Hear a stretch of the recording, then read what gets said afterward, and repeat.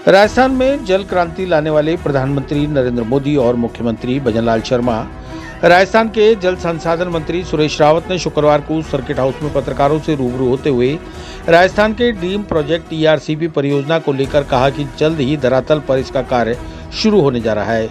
इसके लिए टेंडर प्रक्रिया भी पूरी कर ली गई है। इस परियोजना का शुभारंभ जल्द ही देश के यशस्वी प्रधानमंत्री नरेंद्र मोदी के कर कमलों द्वारा किया जाएगा। उन्होंने विपक्ष में बैठे कांग्रेस के लोगों द्वारा भ्रम फैलाने के मामले पर कहा कि कांग्रेस का चाल चरित्र और चेहरा सत्ता से बाहर होते ही नजर आने लगता है और वह किसी भी अच्छे काम से खुश नहीं हो सकते, जिसकी जीती जागती मिसाल कांग्रेस प्रदेशाध्यक्ष गोविंद सिंह डोटासरा द्वारा फैलाया जा रहा झूठ और भ्रम है।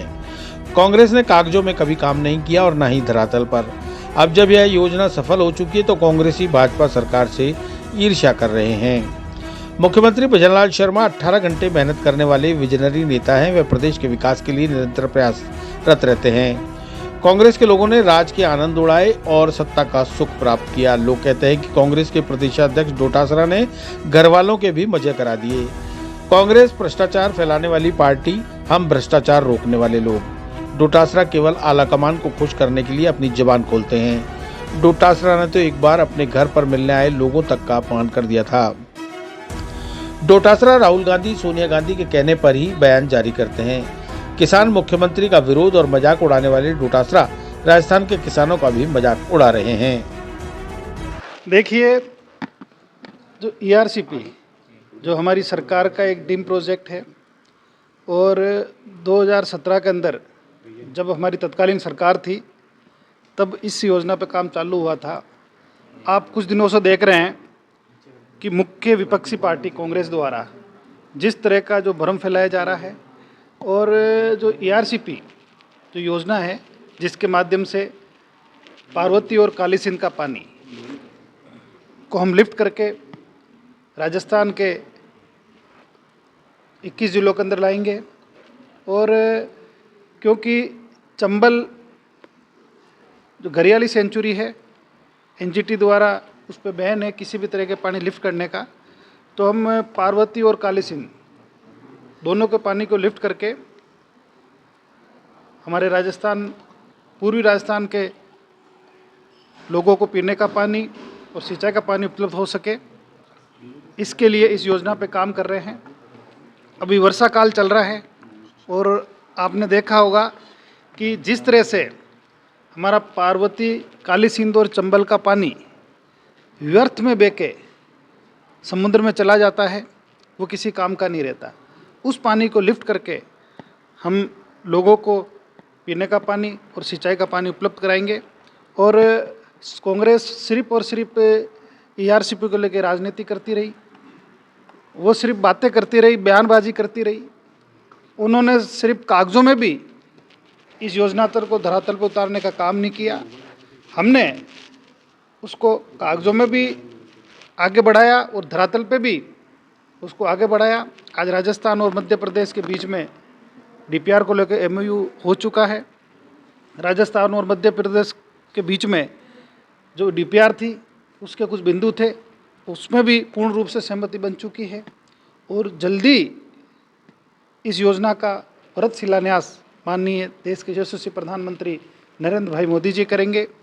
और अगर सही मायने में राजस्थान में अगर जल क्रांति के कोई सूत्रधार है तो हमारे देश के यशस्वी प्रधानमंत्री नरेंद्र भाई मोदी जी और हमारे राजस्थान के यशस्वी मुख्यमंत्री आदरणीय भजनलाल जी है। और सही मायने के अंदर अगर अपन बात करें तो जितनी मेहनत राजस्थान के यशस्वी मुख्यमंत्री भजनलाल जी कर रहे हैं हमारे राजस्थान के आवाम के लिए, हमारे राजस्थान के विकास के लिए, लगभग 18 से 19 घंटे डेली वो सिर्फ और सिर्फ राजस्थान के विकास की बात करते हैं, कड़ा परिश्रम कर रहे हैं। और हाल ही के अंदर कांग्रेस के प्रदेश अध्यक्ष आदरणीय डोटासरा जी का जो बयान आया उसके बारे में भी मैं कहना चाहता हूं कि डोटासरा जी सिर्फ और सिर्फ बयान कांग्रेस के आलाकमान को खुश करने के लिए देते हैं। डोटासरा जी का हर बयान राहुल गांधी और सोनिया गांधी जी को खुश करने वाला होता है। और आपने देखा होगा कि जब वो सरकार में थे उनके घर पे कुछ लोग आए, उन्होंने उनका भी मजाक उड़ाया। हाल ही के अंदर हमारे राजस्थान के किसान पुत्र हमारे राजस्थान के किसानों के मसीहा, हमारे राजस्थान के खुद किसान मुख्यमंत्री आदरणीय भजनलाल जी के ऊपर जिस तरह की उन्होंने टिप्पणी करी, तो मैं आपके माध्यम से बताना चाहता हूं कि उन्होंने राजस्थान के किसान मुख्यमंत्री का ही नहीं बल्कि किसानों का भी अपमान किया है। और इस तरह से राजस्थान की जनता को गुमराह करने का काम सिर्फ और सिर्फ ये कांग्रेस सरकार कर रही है। और अब तो राजस्थान का बच्चा बच्चा कह रहा है कि डोटासरा जी ने तो अपने घर वालों के भी जिस तरह से उन्होंने आरपीएससी के माध्यम से अपने घर वालों के भी मज़े कर दिए, इस तरह के लोग आम चर्चा का ये विषय बना हुआ है। तो निश्चित रूप से जो ईआरसीपी योजना है ये धरातल पे आ चुकी है, जल्दी इस पे हम काम चालू करेंगे। प्रथम फेज़ का जो काम है हमने उसके टेंडर भी अपलोड कर दिए, उसके वर्क ऑर्डर भी जारी कर दिए। इसके अलावा भी जो हमारा यमुना समझौता हरियाणा और राजस्थान के बीच में वर्षों से अटका हुआ था, डीपीआर बनाने का काम के लिए वो हमारा दोनों के बीच में समझौता हो चुका है, एमओयू हो चुका है, जिससे सीकर, चूरू और झुंझुनू 3 जिले इससे लाभान्वित होने वाले हैं। और इसके अलावा भी माही का जो पानी, नर्मदा का पानी है, वो और कैसे हमारे राजस्थान प्रदेश को मिले, हम इस पे भी काम करेंगे। इसके अलावा भी हमारा जो गांधी सागर का पानी बिशलपुर में सीधा कैसे आए, उस पर भी हम काम कर रहे हैं। हमने बजट के अंदर माननीय यशस्वी मुख्यमंत्री जी का धन्यवाद ज्ञापित करता हूं कि बजट के अंदर एक वाटर ग्रिड बनाने की उन्होंने घोषणा करी। निश्चित रूप से ये वाटर ग्रिड अपना जल क्रांति का सूत्रधार होगा और राजस्थान के लिए आने वाले समय के अंदर ये एक जो पानी है चारों तरफ से राजस्थान में, क्योंकि हमारी 12मासी नदी राजस्थान की खुद की कोई है नहीं, हम पड़ोसी जलस्रोतों पे और नदियों पे निर्भर है। तो आज तक किसी भी सरकारों ने इस ओर ध्यान नहीं दिया। हमारी जब भाजपा की सरकार आई, माननीय भजनलाल जी की सरकार आई, तो इस पे काम तेज़ी से बढ़ा और ये जो वाटर ग्रिड राजस्थान के चारों दिशाओं से जहाँ से भी हमें पानी मिल रहा है हम लाने का काम करेंगे और राजस्थान के जो पानी की समस्या है उसे निजात दिलाएंगे। और मैं इंद्र देवता का भी हम सब लोग जितना भी उनको धन्यवाद है और उनकी सिम कृपा रही हमारे राजस्थान के ऊपर कि राजस्थान के अधिकांश जिलों के अंदर अच्छी बरसात हुई। और क्योंकि अभी रोज़मेरी इसको लेकर मॉनिटरिंग होती है, बिशनपुर का भी जलस्तर काफ़ी अच्छा आ गया, लगभग 13 मीटर से भी ऊपर वो चला गया है।